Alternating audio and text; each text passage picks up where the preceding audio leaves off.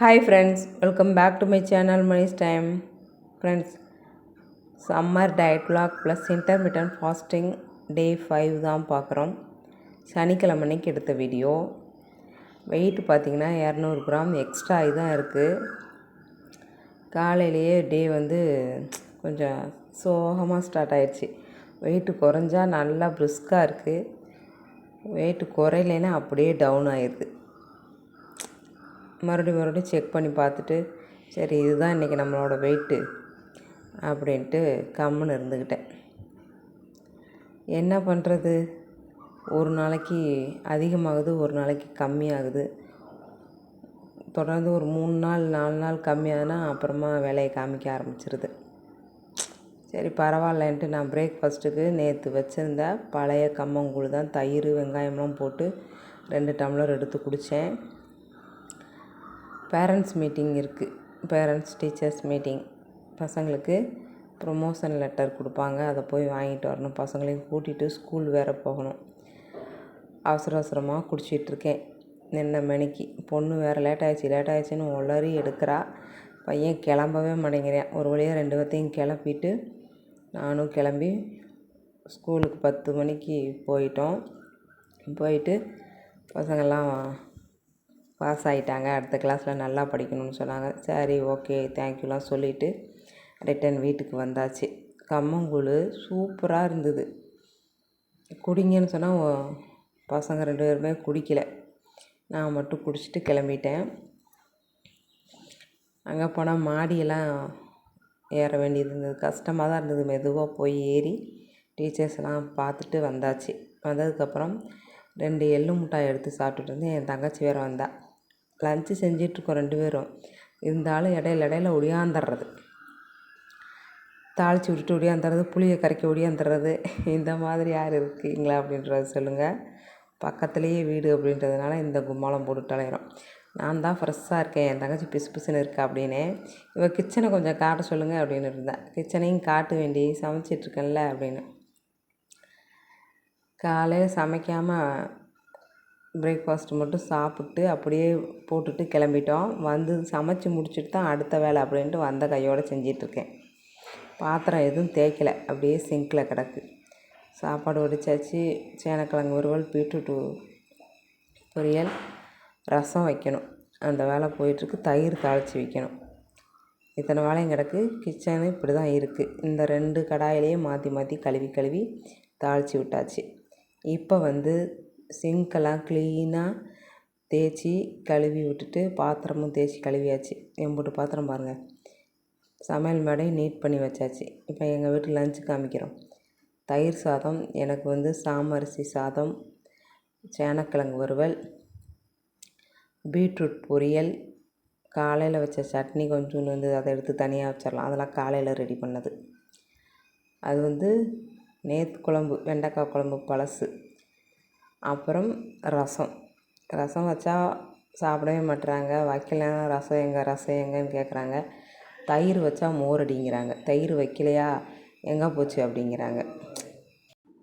இந்த சமையல்லாம் செஞ்சு முடித்து எல்லாம் எடுத்து வச்சுட்டு இந்த சுடிதார் இன்றைக்கினாச்சும் முடிச்சிடலாம் அப்படின்ட்டு முடித்தாச்சு.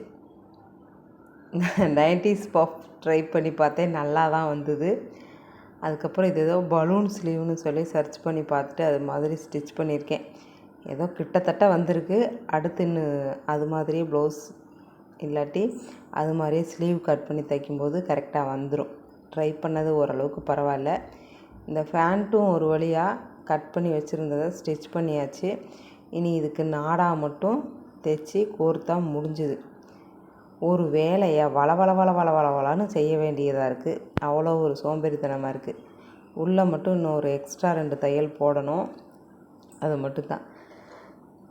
இந்த கரெக்டாக ஃபேமஸ் டெய்லர்லாம் எப்படி தான் தைப்பாங்க, இல்லை வருஷக்கணக்கில் தைக்கிறவங்களாம் எப்படி தான் தைச்சி முடிக்கிறாங்கன்றது தெரியல. பிகினர்ஸாக இருந்துக்கிட்டு ஆர்வக்கோளாறில் கட் பண்ணி வச்சு மாதக்கணக்கில் இழுத்தடிக்கிறது ரொம்ப கடுப்பாக இருக்குது. துணியெல்லாம் பிட்டாக வச்சிட்ருக்கிறதுக்கும் கஷ்டமாக இருக்குது, தூக்கி போடவும் பயமாக இருக்குது.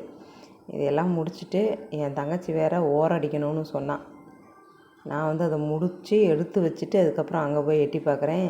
புடவையெல்லாம் எடுத்து வச்சுட்டு இதை ஓரம் அடிக்கணுங்க்கா அப்படின்னுட்டு இருந்தா. கட் பண்ணி கொடுணும். இதை நீயே கட் பண்ண அப்படின்னா தான் உனக்கு புரியும். தையல் கிளாஸ் போனால் தான் மிச்சம். ஆனால் அதுக்கு தகுந்த வேலை ஒன்றும் செய்யலை.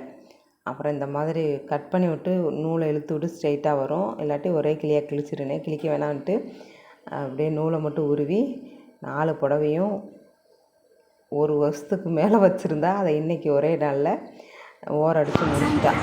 120 ரூபா மிச்சம் பண்ணிட்டேன்க்கா நான்.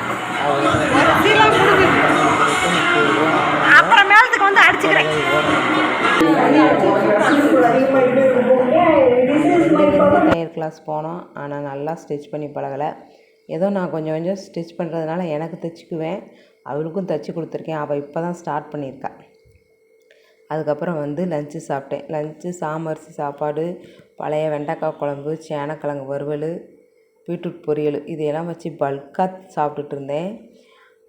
அப்புறம் பார்த்தா காலையில் வெயிட் செக் பண்ணி பார்த்து வெயிட்டே குறையிலையே. இப்போ இப்படி சாப்பிட்றோமே அப்படின்னு வெயிட்டு மனசுக்கு கொஞ்சம் கஷ்டமாக தான் இருந்தது. ஆனாலும் சோத்தை பார்த்தா வாய் சும்மா இருக்குமா, அப்படியே சாப்பிட்டேன். நல்லா ஹெவியான லஞ்சு.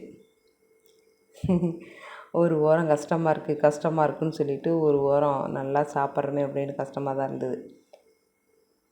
ஆனால் மில்லட்டு நல்லது தான் அப்படின்ட்டு நிறையாவும் சாப்பிடக்கூடாது. நிறையா சாப்பிட்டோம்னா நமக்கு வந்து வெயிட்டும் குறையாது. சரி, சாப்பிட்டு முடிச்சுட்டு ஈவினிங் பார்த்திங்கன்னா வாக்கிங் போயாச்சு. வாக்கிங் ஸ்டெப்பு கடைசியாக ஆட் பண்ணுறேன், பார்த்துக்கோங்க. ஏதோ வாக்கிங் போனால் குறையிற மாதிரி இருக்குது. வாக்கிங் போகலன்னா சுத்தமாக குறையவே மாட்டேங்குது. அது ஏன் அப்படின்றது என்னால் கணிக்க முடியல. வித்தவுட் எக்ஸசைஸ் தான் ஃப்ரெண்ட்ஸ். ஃபாஸ்டிங் டைம் நைட்டில் தான் கொஞ்சம் கொஞ்சம் மாறி போயிடுது. அந்த 8 மணிக்குள்ளே ஒவ்வொரு நாளைக்கு சாப்பிட்றேன். அப்படி இல்லைன்னா 8 மணிக்கு தான் சாப்பிட்றேன். 8 மணி 8:05 ஆயிடுது. அதுதான் கொஞ்சம் கரெக்ட் பண்ணணும். அது ஏன்னா பார்க்கு போய் பசங்க விளையாண்டுட்டு வரவே மாட்டேங்கிறாங்க. நான் வந்து சாப்பிட்றதுக்கு டைம் ஆயிடுது. வாக்கிங் முடிச்சுட்டு மதியானம் நல்லா ஹெவியாக சாப்பிட்டோம் அப்படின்ட்டு ஒரு மாதுளம்பழத்தை மட்டும் உழிச்சி சாப்பிட்டாச்சு. அதுவும் இல்லாமல் பசிக்கவும் இல்லை அதிகமாக. அதனால மட்டும் மாதுளம்பழம், இல்லாட்டி நான் வந்து பசியோடலாம் படுக்கிறது கிடையாது. ரெடி பண்ணி வச்சிட்டோம்னா நம்ம சாப்பிட்டுக்கலாம் அப்படின்ட்டு இருந்தேன். ஆனால் ரெடியும் பண்ணலை பசிக்காதனால. அப்புறம் வெறும் ஒரு மாதுளை மட்டும் சாப்பிட்டு இன்றைக்கி வந்து டயட்டை முடிச்சாச்சு. நாளைக்கு எப்படி வெயிட் இருக்க போகுதோ தெரியலை. சத்தியமாக குறைஞ்சிருக்காதுன்னு தான் நினச்சிட்டே இருந்தேன். அதே மாதிரி தான் இருந்தது. ஏன்னா நம்ம சாப்பாடு அப்படி ஹெவியாக இருக்குது.